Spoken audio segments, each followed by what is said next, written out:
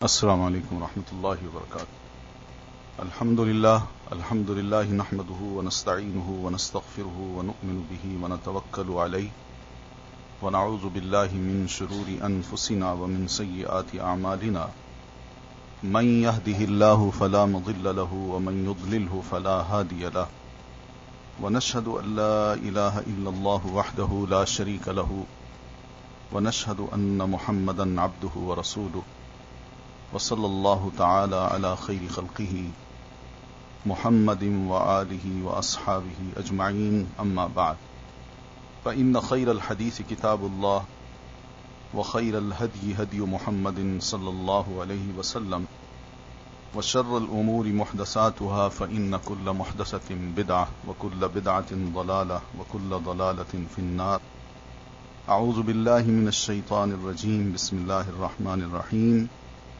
لقد كان لكم في رسول الله اسوة حسنة صدق اللہ العظیم۔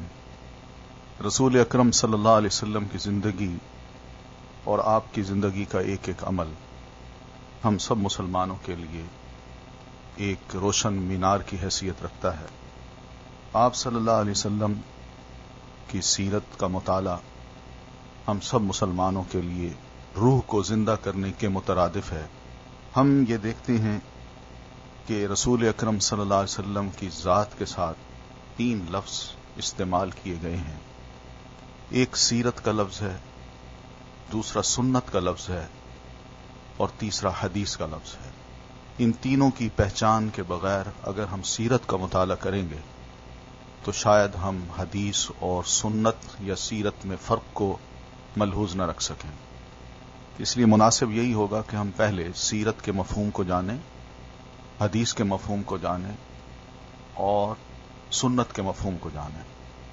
حدیث نبی علیہ الصلاۃ والتسلیم کے اقوال، آپ کے اعمال اور آپ کے جو اپروولز ہیں، خاموشی، جن چیزوں کو آپ نے برقرار رکھا ہے اس کو کہا جاتا ہے۔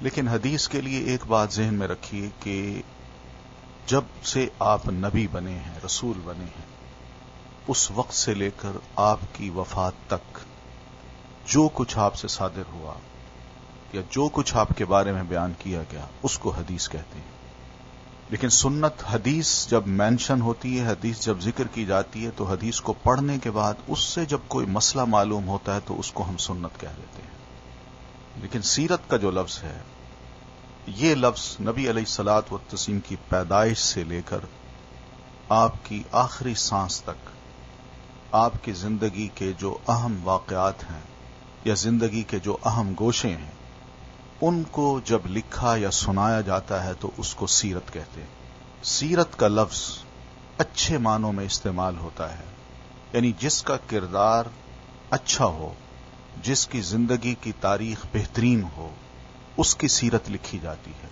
لیکن جس شخص کی زندگی کی تاریخ اچھی نہیں، بہتر نہیں، بری ہے، اس کے لیے سیرت کا لفظ استعمال نہیں ہوتا اور نہ ہی اس کی سیرت لکھی جاتی۔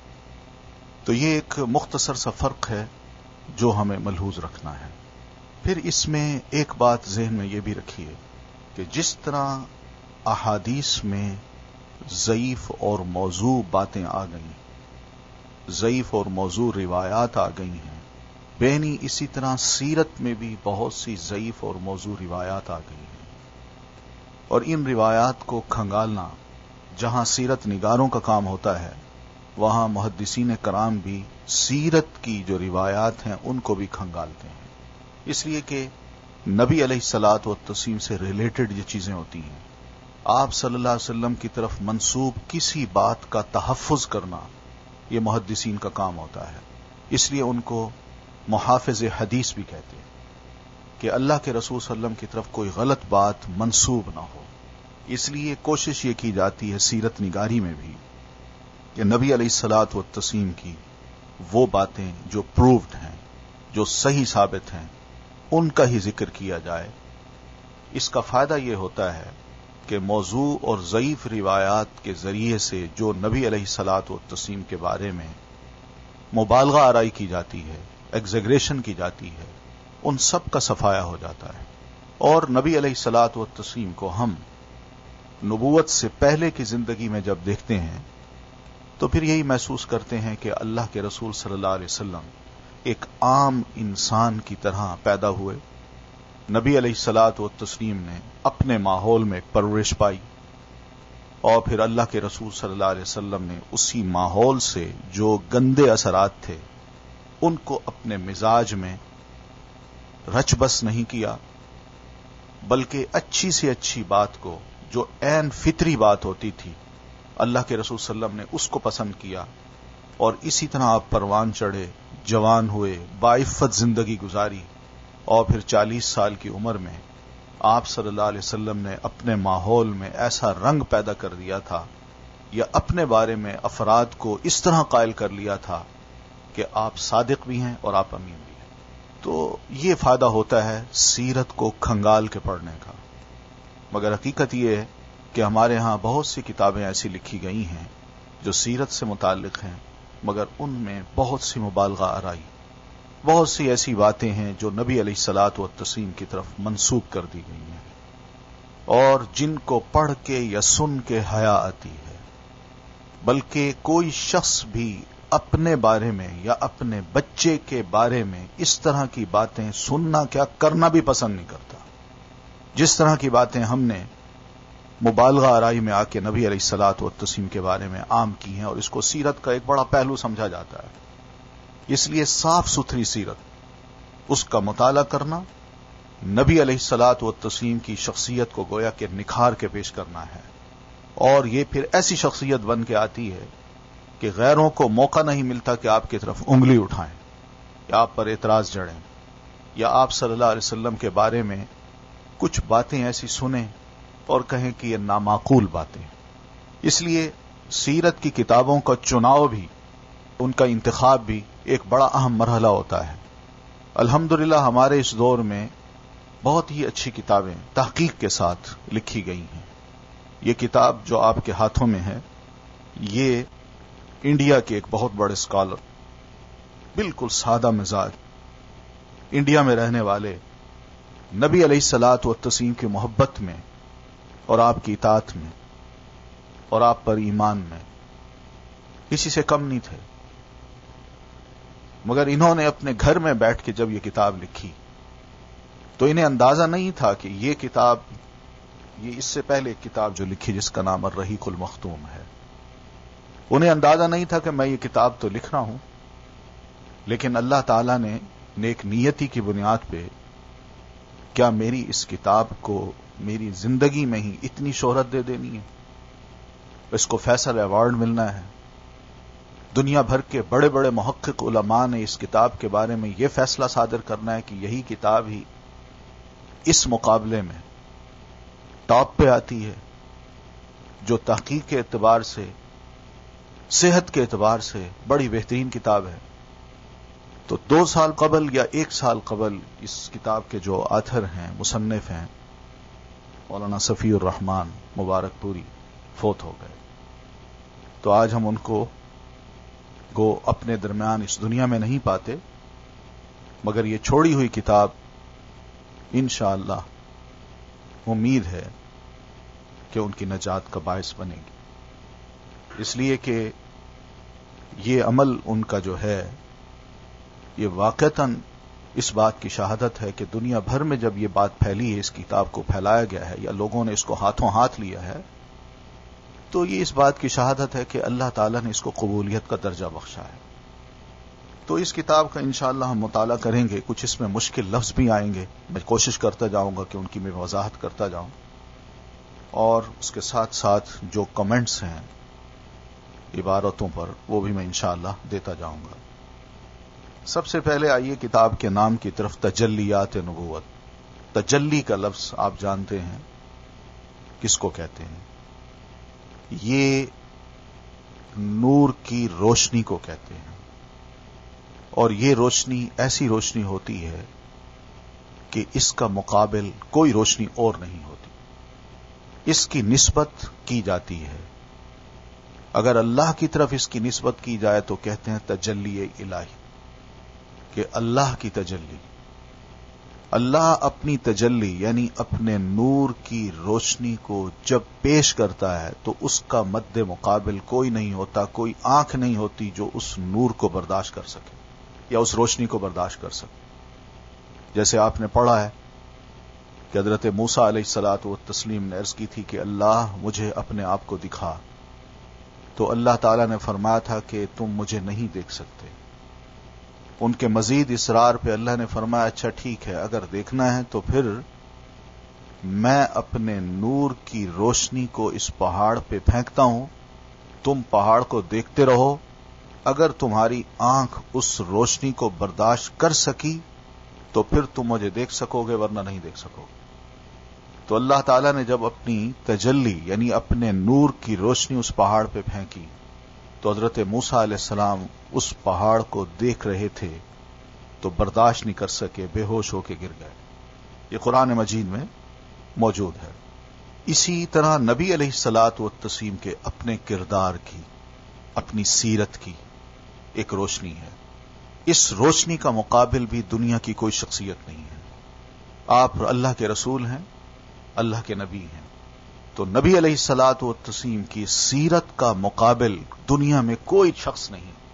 اس کا سب سے بڑا دعویٰ تو اللہ تعالیٰ نے کیا ہے کہ اللہ تعالیٰ نے کہا ہے کہ لقد کان لکم فی رسول اللہ اسوۃ حسنہ، مسلمانوں تم سب کے لیے نبی علیہ الصلاۃ والتسلیم کی جو ذات ہے اس میں بہترین نمونہ ہے۔ آپ کا ایک ایک عمل تم سب مسلمانوں کے لیے، سب انسانوں کے لیے اس قابل ہے کہ اس کو فالو کیا جائے۔ اس لیے نبی علیہ الصلاۃ والتسلیم کو اللہ تعالیٰ نے معیار قرار دیا، بلکہ دنیا والوں کو یہ بھی کہا کہ من یطع الرسول فقد اطاع اللہ، جو رسول کی اطاعت کر لے گا اس نے گویا اللہ کی اطاعت کر لی۔ یعنی جو رسول کی اطاعت کرے گا وہ اب یہ مت پوچھے کہ اللہ تعالیٰ نے کیا فرمایا، کیونکہ رسول اب اللہ کے کہے کے مطابق کر رہا ہے، یہ گارنٹی ہے۔ تو اس لیے نبی علیہ الصلاۃ والتسلیم کی سیرت کا سب سے بڑا دعویٰ اللہ تعالیٰ نے کیا ہے کہ آپ کا مد مقابل کوئی نہیں۔ اس لیے ہم یہ دیکھتے ہیں کہ ہم مسلمانوں کو مجبور کیا گیا ہے، اللہ تعالیٰ کی طرف سے زور دے کے کہا گیا ہے کہ تم نے رسول کو فالو کرنا ہے، کسی اور کو نہیں کرنا۔ تو نبی علیہ الصلاۃ والتسلیم کے کردار کی جو روشنی ہے اس کا مد مقابل کوئی نہیں۔ اس کو آپ یوں لے لیجئے کہ آپ صلی اللہ علیہ وسلم کی زندگی کا کوئی پہلو ہو، کوئی پہلو، اس پہلو کو اگر ہم لے لیں تو اس کے مقابلے میں دنیا کے بھی کوئی شخص جس کے اندر وہ خوبیاں ہوں تب بھی وہ نبی علیہ السلام کا مد مقابل نہیں ہو سکتا۔ آپ ایک بہترین بیٹے تھے۔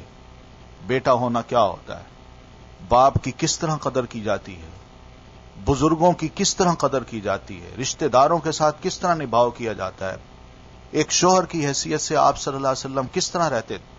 یعنی اس طرح کی جو خوبیاں ایک ایک حیثیت سے اگر لے لیں تو دنیا میں کوئی بھی شخص اگر یہ دعویٰ کرے کہ میں اس معاملے میں بہتر ہوں تو وہ بھی دعویٰ اس کا غلط ہو سکتا ہے، صحیح نہیں ہو سکتا، وہ نبی علیہ السلام کا مد مقابل نہیں ہو سکتا۔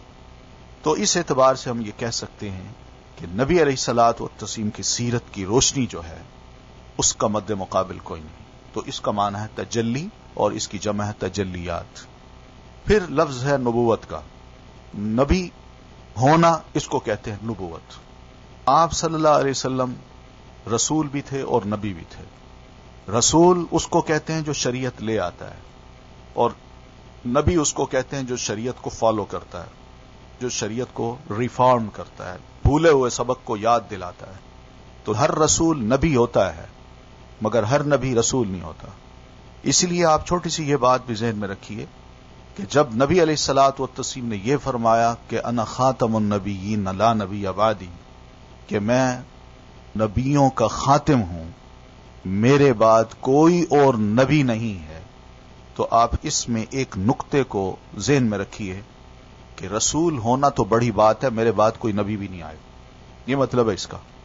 یعنی رسول ہونا تو بڑی بات ہے، آپ نے یہ نہیں کہا لا رسول بعدی کہ میرے بعد کوئی رسول نہیں ہوگا، بلکہ آپ نے یہ کہا لا نبی بعد، میرے بعد کوئی نبی نہیں ہوگا۔ تو رسول ہونا تو بڑی بات ہے، نبی بھی نہیں آ سکتا۔ یہ نبی علیہ الصلاۃ والتسلیم کی سیرت کی کتاب ہے جس کا انشاءاللہ ہم آج مطالعہ کریں گے، اور اس کے ابتدا میں ہی ایک سلام پیش کیا گیا نبی علیہ الصلوۃ والتسلیم کی ذات پر، لیکن یہ غائبانہ سلام ہے، یہ یاد رکھیے۔ یعنی غائبانہ کا مطلب یہ ہے جس طرح ہم یہاں بیٹھ کے کہتے ہیں اللہم صلی علی محمد، اے اللہ نبی علیہ الصلوۃ والتسلیم پر درود السلام نازل فرما، آپ پر اپنی خاص رحمت نازل فرما، یہ غائبانہ سلام ہے۔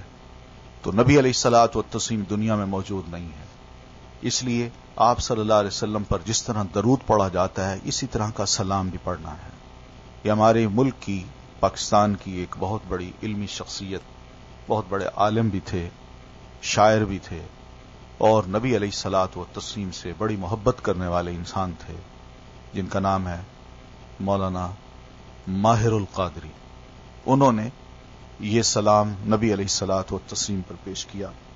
اس کو بعض بچوں نے بڑے اچھے طریقے سے گا کے بھی پیش کیا ہے، اور وہ اگر کیسٹس مل جائیں تو واقعی ان کو سن کے ایک اثر ہوتا ہے کہ نبی علیہ الصلوۃ والتسلیم پر کتنی اچھی عقیدت اور محبت سے یہ سلام پیش کیا جا رہا ہے۔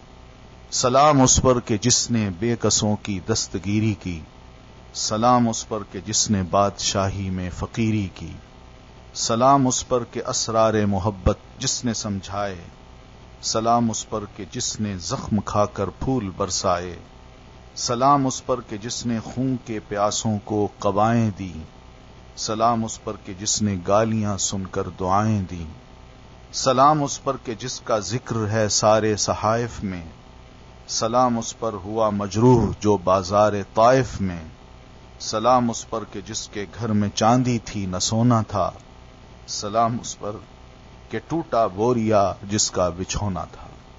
تو یہ مولانا ماہر القادری رحمت اللہ علیہ نے نبی علیہ الصلوۃ والتسلیم کی تعریف میں یہ سلام پیش کیا ہے۔ پھر اس کے بعد ہے مدحت النبی۔ مدحہ مدح کی مؤنث ہے، جس کا مطلب ہے تعریف کرنا۔ اللہ کی جب تعریف کی جاتی ہے تو اس کے لیے حمد کا لفظ استعمال ہوتا ہے، حمد کا لفظ۔ اور جب کسی اچھے انسان کی تعریف کی جاتی ہے شعر میں یا الفاظ میں تو اس کو مدح کہا جاتا ہے۔ نبی علیہ الصلوۃ والتسلیم کی مدح بھی آپ کی زندگی میں آپ کے سامنے کی گئی، اور آپ نے اس کی اجازت خود دی۔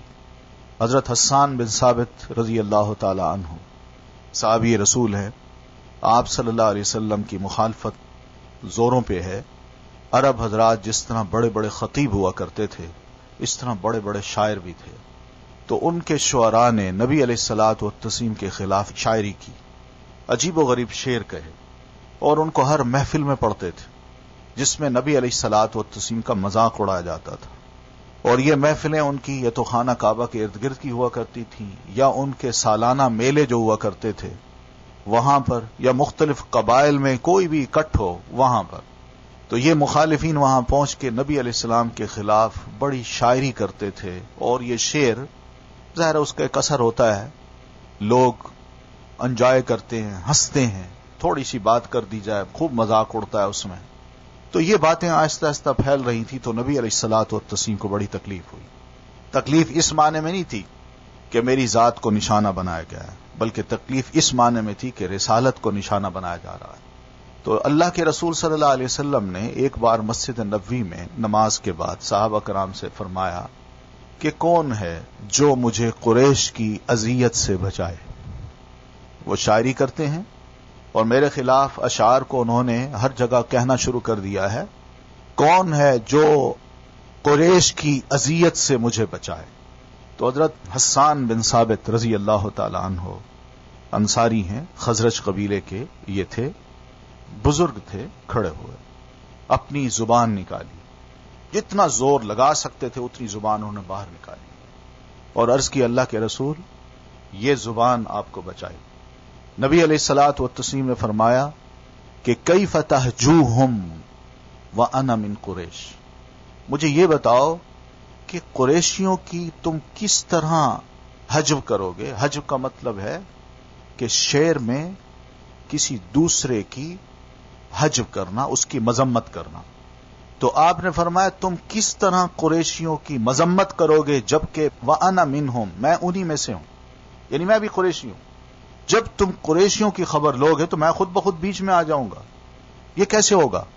تو حسان بن ثابت رضی اللہ تعالی عنہ فرماتے ہیں اللہ کے رسول اسلک کما تسل الشعر من العجین، میں آپ صلی اللہ علیہ وسلم کو ان قریشیوں سے اس طرح نکال لوں گا جیسے گندھے ہوئے آٹے سے بال کو نکال لیا جائے۔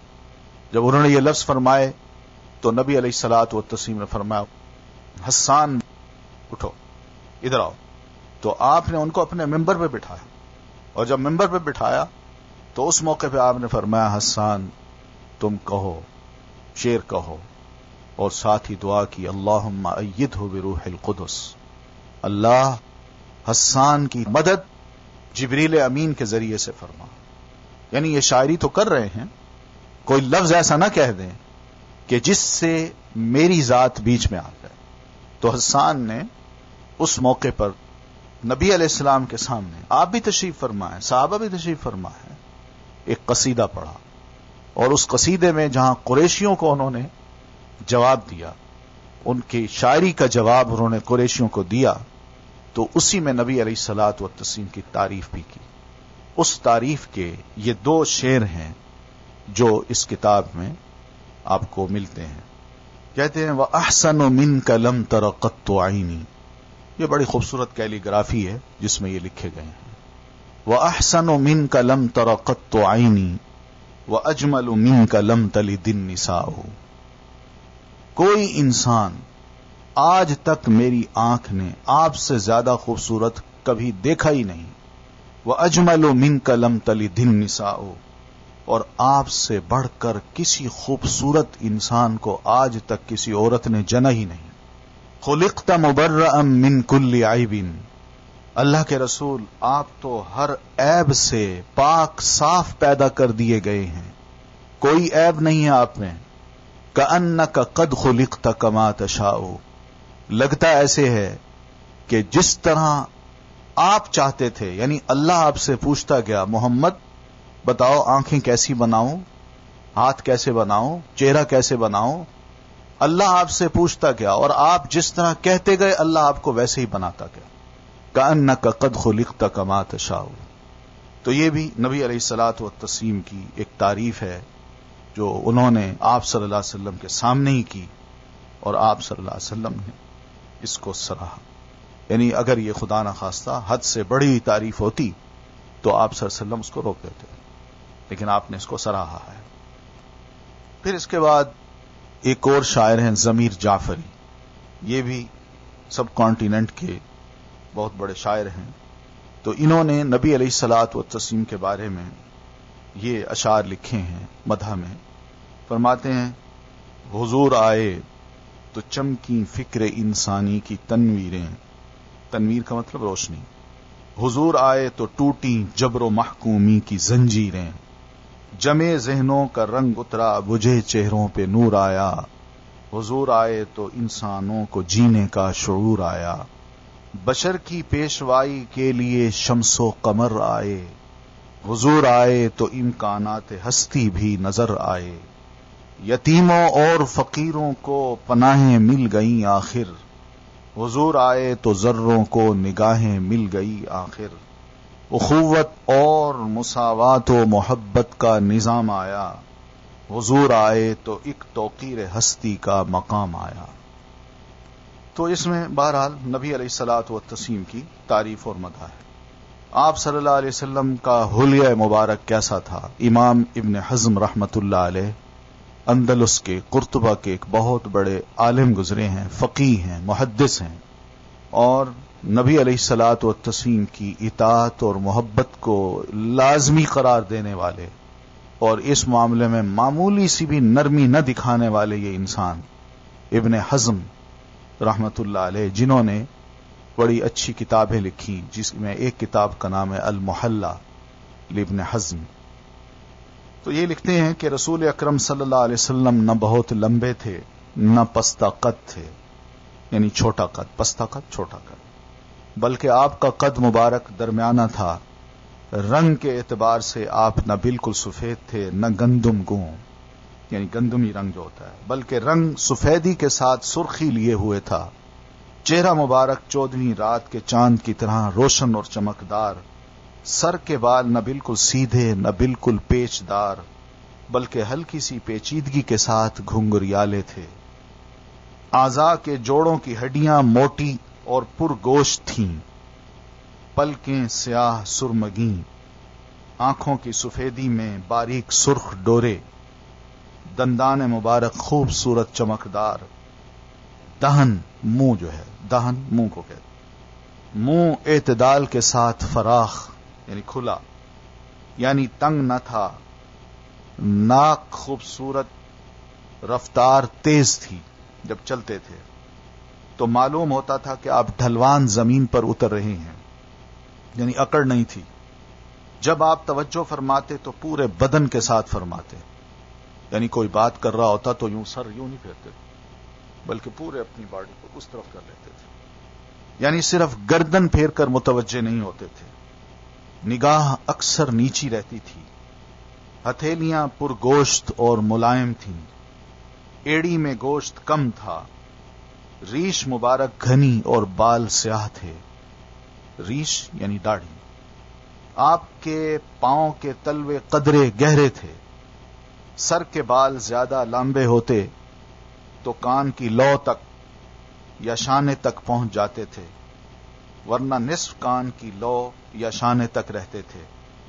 آپ کے سر اور داڑھی کے بال 20 سے زیادہ سفید نہ تھے، یعنی گنتی کے بال سفید تھے جب آپ اس دنیا سے رخصت ہوئے ہیں۔ تو ان کی ایک کتاب ہے جوامع السیرہ، اس میں نبی علیہ الصلوۃ والتسلیم کے حلیہ مبارک کے بارے میں یہ باتیں لکھی ہیں۔ پھر اسی طرح زاد المعاد نام کی کتاب ہے امام ابن القیم رحمۃ اللہ علیہ کی، وہ نبی علیہ الصلوۃ والتسلیم کے ہجرت کے سفر کو، جب آپ مکہ سے مدینہ تشریف لے جا رہے تھے تو راستے میں ہی نبی علیہ الصلوۃ والتسلیم کسی ایک جھونپڑی میں تشریف لے گئے، ابو بکر صدیق بھی ساتھ تھے، تو چند لمحے وہاں بیٹھے ہیں اور وہاں سے آپ پھر آگے روانہ ہو گئے۔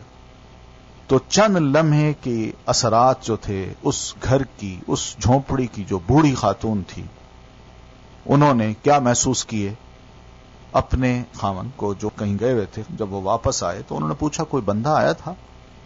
تو اس موقع پر وہ نبی علیہ الصلوۃ والتسلیم کی یہ چند لمحے کی جو آپ کا سٹے تھا، اس پہ اس نے جو کچھ نوٹ کیا وہ بیان کرتی ہیں۔ ام معبد اس خاتون کا نام ہے۔ وہ کہتی ہیں کہ ایک پاکیزہ روح، کشادہ چہرہ، پسندیدہ خو، نہ توند نکلی ہوئی، نہ چندیا کے بال گرے ہوئے، زیبا، صاحب جمال، آنکھیں سیاہ و فراخ، بال لمبے اور گھنے، آواز میں بھاری پن، بلند گردن، روشن مردمک، سرمگی چشم، باریک و پیوستہ ابرو، سیاہ گھنگریالے بال، خاموش وقار کے ساتھ گویا دل بستگی لیے ہوئے، دور سے دیکھنے میں زیبندہ و دل فریب، قریب سے نہایت شیریں و کمال حسین، شیریں کلام، واضح الفاظ، کلام کمی و بیشی الفاظ سے معرہ، تمام گفتگو موتیوں کی لڑی جیسی پروئی، میانہ قد کے کوتاہی سے حقیر نظر نہ آتے، نہ طویل کے آنکھ اس سے نفرت کرتی، زیبندہ نہال کی تازہ شاخ، زیبندہ منظر والا قد، رفیق ایسے کہ ہر وقت اس کے گرد و پیش رہتے ہیں، جب وہ کچھ کہتا ہے تو چپ چاپ سنتے ہیں، حکم دیتا ہے تو تعمیل کے لیے جھپٹتے ہیں، مخدوم ہے، مطاع ہے، نہ کوتا سخن، نہ ترش روح، نہ فضول گفتگو۔ اس طرح اس نے جو لفظ بولے ہیں سیرت کتابوں میں ہیں اور بڑے بھاری بھرکم لفظ ہیں، لیکن عربی ادب کا ایک شاہکار ہیں وہ، اس کا انہوں نے مختصر ترجمہ تو کیا ہے لیکن یہ وضاحت طلب ہے۔ تو انشاءاللہ آگے یہ سب باتیں آ رہی ہیں تو ہم انشاءاللہ ان کو پڑھیں گے۔ تو نبی علیہ الصلوۃ والتسلیم کی سیرت کے جو پہلو ہوتے ہیں، عام طور پر ہم جب سیرت کی کتابیں پڑھتے ہیں تو ہمیں یہ محسوس ہوتا ہے کہ اس طرح آپ کی سیرت کو بیان کیا جاتا ہے کہ آپ مکہ میں پیدا ہوئے، فلاں سال تھا، یہ حالات تھے، بچپن آپ کا یوں گزرا، جوانی آپ کی یوں گزری، 40 سال کے تو آپ کو نبوت ملی، پھر اس کے بعد آپ نے دعوت و تبلیغ کا کام شروع کیا، 13 سال مکہ میں رہے، وہاں بڑی مخالفتیں ہوئیں، پھر مدینہ ہجرت کر گئے، 10 سال وہاں رہے، اور اسی دوران آپ نے مکہ فتح کیا، پھر اس کے بعد آپ بیمار ہو گئے، پھر فوت ہو گئے۔ یعنی اس طرح ہم سیرت کو پیش کر دیتے ہیں۔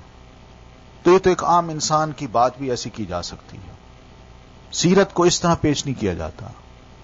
جب بھی نبی علیہ الصلوۃ والتسلیم کی زندگی کا کوئی اہم واقعہ ہو تو سیرت کا مفہوم یہ ہوتا ہے کہ ہم مسلمان اس کو پڑھ کے اپنے لیے کوئی نہ کوئی سبق نکالیں، کوئی نہ کوئی لیسن جو ہے نا وہاں سے اخذ کریں، تب تو ہوتا ہے سیرت کا فائدہ۔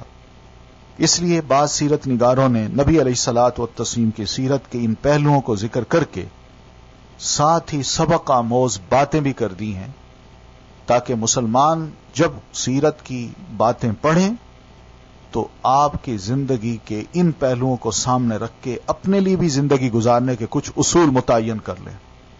اس سے فائدہ یہ ہوتا ہے کہ آدمی بھی اپنے آپ کو اسی طرح ڈھالتا چلا جاتا ہے جس طرح نبی علیہ الصلوۃ والتسلیم کی ذات مبارک تھی، اور آپ کی زندگی میں جو محاسن تھے، خوبیاں تھیں، مسلمان اس کو بڑی محبت کے ساتھ لیتا ہے، اس کو اپنی زندگی کا جزو بناتا ہے، اوڑھنا بچھونا بناتا ہے، اور اس طرح اس کی زندگی سیرت کے قریب تر ہو جاتی ہے۔ پھر اس کو لطف آتا ہے کہ ہاں یہ ہے وہ زندگی جو کہ کسی بھی انسان کو گزارنی چاہیے۔ تو ہم دیکھیں گے، یہ واقعات بھی پڑھیں گے ساتھ ساتھ، اور نبی علیہ الصلوۃ والتسلیم کی جو سیرت ہے اس کے ساتھ ساتھ مطالعہ بھی کرتے جائیں گے۔ تو صفحہ نمبر 35 سے ہم شروع کرتے ہیں۔ محمد صلی اللہ علیہ وسلم، خاندان نشو و نما کا مطلب یہ کہ آپ کی تربیت اور آپ جس ماحول میں پلے بڑھے، اور نبوت سے پہلے کے حالات۔ نسب نامہ مبارک، یعنی آپ کا جو فیملی ٹری ہے وہ کہاں تک جاتا ہے، وہ یہ ہے۔ لیکن اس میں نبی علیہ الصلوۃ والتسلیم کا ایک دعویٰ ہے، یہ نسب جو ہے جو آپ کا پیش کیا جاتا ہے کہ میرا نسب ایسا ہے کہ جس میں کوئی خرابی نہیں آئی، یعنی میری ہر اوپر کی ماں ہو یا باپ ہو، ان کا آپس میں نکاح ہوا ہے، بغیر نکاح کے کوئی بھی میرے نسب میں شامل نہیں ہے۔ یہ آپ کا ایک دعویٰ ہے، تو اس لیے آپ کا نسب نامہ مبارک جو ہے وہ پیش کیا جاتا ہے۔ محمد آپ کا نام تھا، عبداللہ کے بیٹے تھے، محمد ابن عبداللہ ابن عبد المطلب ابن ہاشم ابن عبد مناف ابن قصی ابن کلاب بن مرہ ابن کعب ابن لؤی ابن غالب ابن فہر ابن مالک ابن نضر ابن کنانہ ابن خزیمہ ابن مدرکہ ابن الیاس ابن مضر ابن نزار ابن معد ابن عدنان۔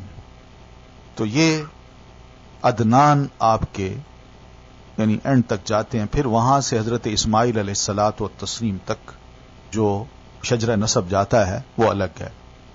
یہ یہاں تک اس لیے لکھا ہے کہ یہاں تک تو تمام علماء کرام کا اتفاق ہے، سیرت نگاروں کا، کہ نبی علیہ الصلوۃ والتسلیم کا نسب نامہ آپ سے لے کر عدنان تک، یہ تو ہم اتفاق کرتے ہیں۔ پھر عدنان کے آگے نام جو آتے ہیں ان میں کوئی کہتا ہے یہ عدنان اس کے بیٹے ہیں، کوئی کہتا ہے اس کے بیٹے، لیکن پھر اسماعیل علیہ السلام تک جاتے ہیں۔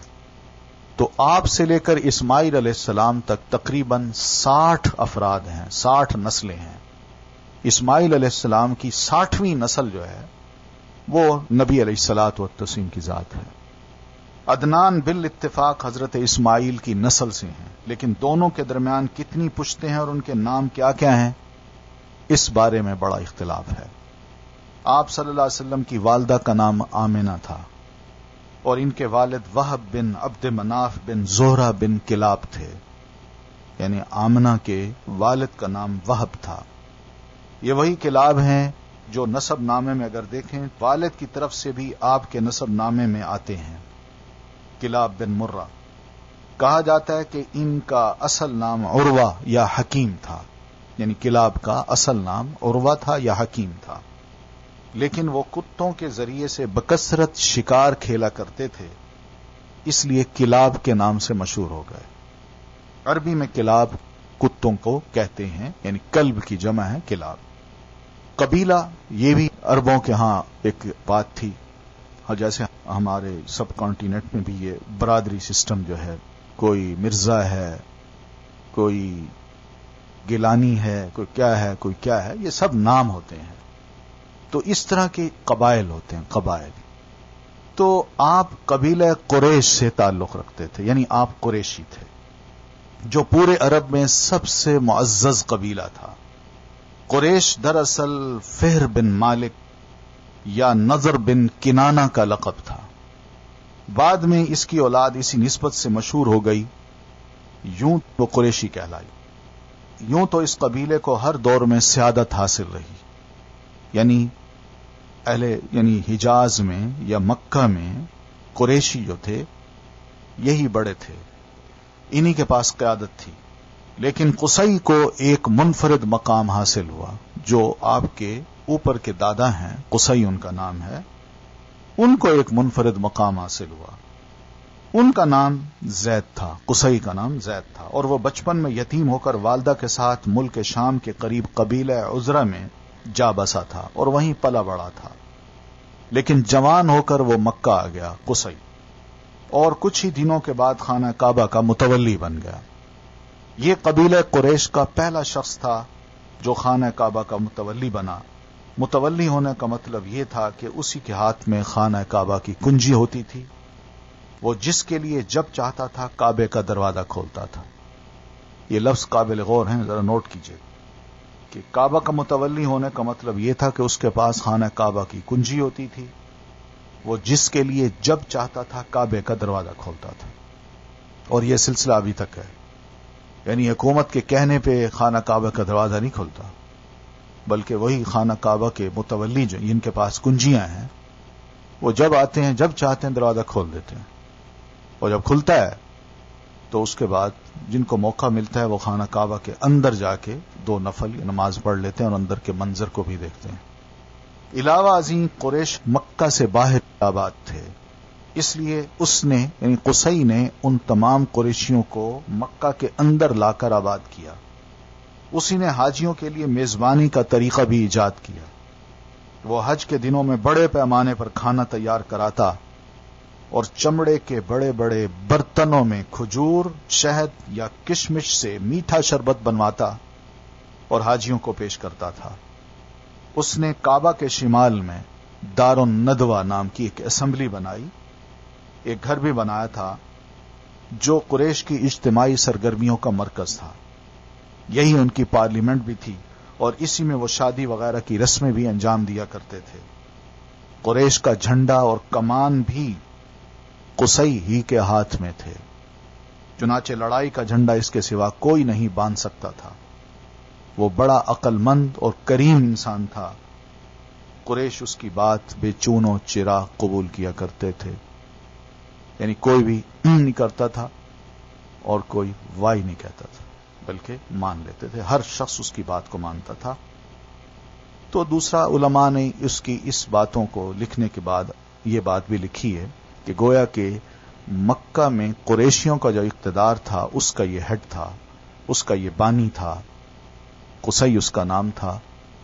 تو بعد میں ہم پڑھتے ہیں کہ اس کا اصل نام زید تھا، مگر قصی کے نام سے وہ زیادہ مشہور ہو گیا۔ تو یہیں تک اکتفا کرتے ہیں انشاءاللہ، پھر آئندہ مزید اس کتاب کو پڑھ جائیں گے۔ لیکن آج چونکہ ذرا تعارف بھی مقصود تھا کہ سیرت کیا ہے، لوگوں نے کیا کیا لکھا ہے، یا ہمیں کس پہلو سے سیرت کا مطالعہ کرنا ہے، تو یہ چند ایک ابتدائی باتیں تھیں جو وضاحت طلب تھیں۔ آئندہ انشاءاللہ ہم اس کتاب کو پڑھیں گے۔ السلام علیکم ورحمۃ اللہ وبرکاتہ۔